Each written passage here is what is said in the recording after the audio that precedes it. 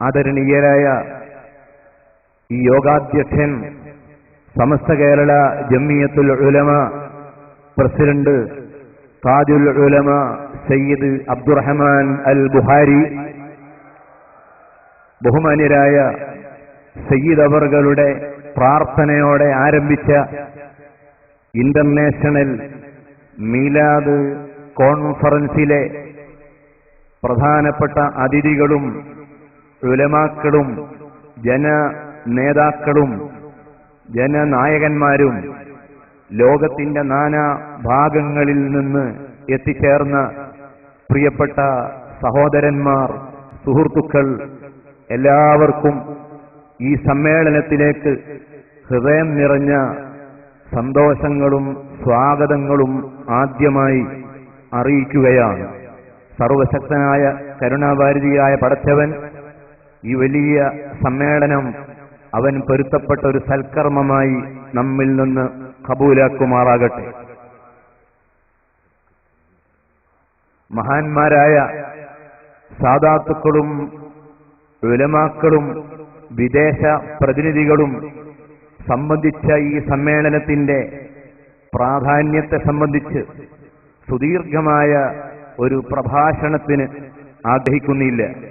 നമുക്കറിയാം, ലോകത്ത് ധാരാളം ജനനേതാക്കൾ, പ്രവാചകന്മാർ, മഹാപുരുഷന്മാർ പലപ്പോഴായി കടന്നു വന്നിട്ടുണ്ട്. ശാസ്ത്ര സാങ്കേതിക മേഖലകളിൽ മനുഷ്യൻ ഏറെ പുരോഗതി കൈവരിച്ചിട്ടുണ്ടെങ്കിലും യഥാർത്ഥത്തിൽ മനുഷ്യന്റെ മാർഗദർശനത്തിന് മതങ്ങളുടെയും പ്രവാചകന്മാരുടെയും സാന്നിധ്യം അനിവാര്യമാണെന്ന് വിളിച്ചോതുന്ന സംഭവ വികാസങ്ങളാണ് ലോകത്തിന്റെ നാനാഭാഗങ്ങളിൽ നാം കണ്ടുകൊണ്ടിരിക്കുന്നത്. കഴിഞ്ഞ 1-2 നൂറ്റാണ്ട് മുൻപ് ഉണ്ടായിരുന്ന അവസ്ഥാവിശേഷവുമായി തട്ടിച്ചു നോക്കുമ്പോൾ നമ്മുടെ നാടുകളിൽ വിദ്യാഭ്യാസപരമായ വലിയ മുന്നേറ്റങ്ങൾ ഉണ്ടായിട്ടുണ്ട്. പക്ഷേ ആ മുന്നേറ്റങ്ങൾ കൊണ്ടൊന്നും സ്വാധീനിക്കാൻ കഴിയാത്ത ഒരു ജനസഞ്ചയത്തെയാണ് ഗ്രാമങ്ങളിലും പട്ടണങ്ങളിലും നാം കണ്ടുകൊണ്ടിരിക്കുന്നത്.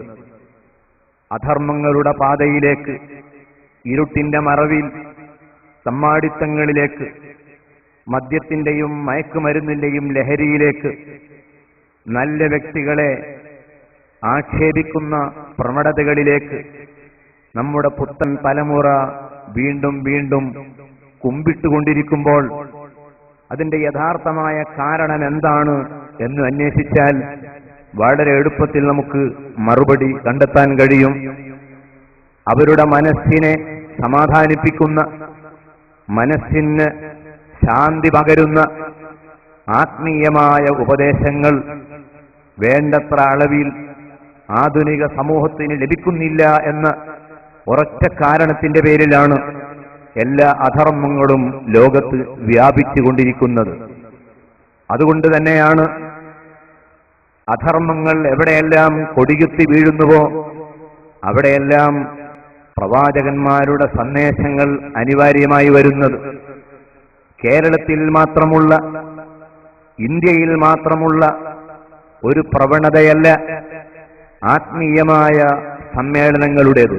ലോകത്തിന്റെ എല്ലാ ഭാഗങ്ങളിലും, അത് യൂറോപ്പിലായാലും അമേരിക്കയിലായാലും ഏഷ്യയുടെ വിവിധ രാഷ്ട്രങ്ങളിലായാലും എവിടെയും മനുഷ്യൻ ആശിക്കുന്നത് പ്രവാചക ദർശനങ്ങൾ കേൾക്കാൻ വേണ്ടിയാണ്. ഈ പരിപാടി ഇവിടെ നടക്കുമ്പോൾ തന്നെ ഈജിപ്തിലെ കൈറോവിൽ പ്രവാചക തിരുമേനി സല്ലല്ലാഹു അലൈഹി വസല്ലമയുടെ ജനനമാസമായ റബീഉൽ അവ്വലിൽ ഇസ്ലാമിക് കോൺഫറൻസ് നടക്കുകയാണ്. അതുപോലെ മൊറോക്കോയിലും ലിബിയയിലും ലോകത്തിന്റെ എല്ലാ രാഷ്ട്രങ്ങളിലും റബീഉൽ അവ്വൽ മാസമായാൽ ഇസ്ലാമിക സമ്മേളനങ്ങൾ, ആത്മീയ സമ്മേളനങ്ങൾ നടക്കുകയാണ്. ഈ മാസത്തിന് 4 പ്രത്യേകതകളുണ്ട് എന്ന് നാം മനസ്സിലാക്കണം. ഒന്ന്, തിരുനബി സല്ലല്ലാഹു അലൈഹി വസല്ലമ ജനിച്ചത് റബീഉൽ അവ്വലിലാണ്. തിരുനബി സല്ലല്ലാഹു അലൈഹി വസല്ലമക്ക് പ്രവാചകത്വം ലഭിച്ചത് റബീഉൽ അവ്വലിലാണ്. തിരുനബി സല്ലല്ലാഹു അലൈഹി വസല്ലമയുടെ മക്കയിൽ നിന്ന് മദീനയിലേക്കുള്ള പാലായനം നടന്നത് റബീഉൽ അവ്വലിലാണ്. അവസാനമായി ഈ ലോകവുമായി അവിടുന്ന് വിട ചോദിക്കുന്നത് റബീഉൽ അവ്വലിലാണ്.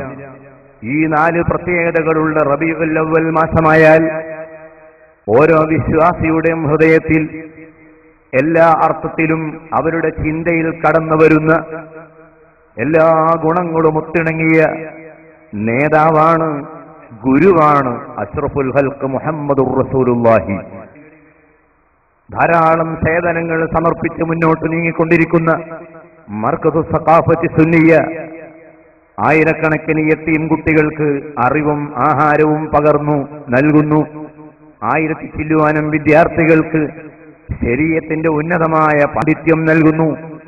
ഗൾഫുകാരുടെ കുട്ടികൾക്ക് അറിവും സംസ്കരണവും നൽകുന്നു. ആരും തിരിഞ്ഞു നോക്കാനില്ലാത്ത പാവപ്പെട്ടവരെ പെറുക്കിയെടുത്ത് അവരെ സംസ്കരിക്കുന്നു. അതിനു പുറമെ ഈ രാജ്യത്തെ ബഹുജനങ്ങളോടുള്ള മർക്കസിന്റെ വിധേയത്വമാണ് യഥാർത്ഥത്തിൽ ഈ സമ്മേളനത്തിലൂടെ നിർവഹിച്ചുകൊണ്ടിരിക്കുന്നത്. ഇസ്ലാമിക പ്രസ്ഥാനത്തെ പാരമ്പര്യമായ അതിന്റെ കണ്ണികളിൽ നിന്ന് അടർത്തിയെടുത്ത് ഒരു പുതിയ മതമായി അവതരിപ്പിക്കാൻ ശ്രമിക്കുന്ന ആളുകൾക്ക് ഇസ്ലാം എന്നാൽ പാരമ്പര്യത്തിൽ അധിഷ്ഠിതമായ ഒരു ദർശനമാണ് എന്നും പ്രവാചക തിരുമേനി സല്ലല്ലാഹു അലൈഹി വസല്ലമയെ കൈവിട്ടുകൊണ്ട് ഇസ്ലാം പൂർത്തിയാവുകയില്ല എന്നും അവർക്ക് ബോധ്യപ്പെടുത്തി കൊടുക്കാനും അത്തരം കക്ഷികളുടെ വലയത്തിൽ പുതിയ തലമുറ ചെന്നു പെടാതിരിക്കാൻ മുസ്ലിം സമുദായത്തെ ബോധവൽക്കരിക്കുന്നതിന് വേണ്ടിയും ഈ സമ്മേളനം ഉപകരിക്കുമെന്ന് നാം മനസ്സിലാക്കുന്നു.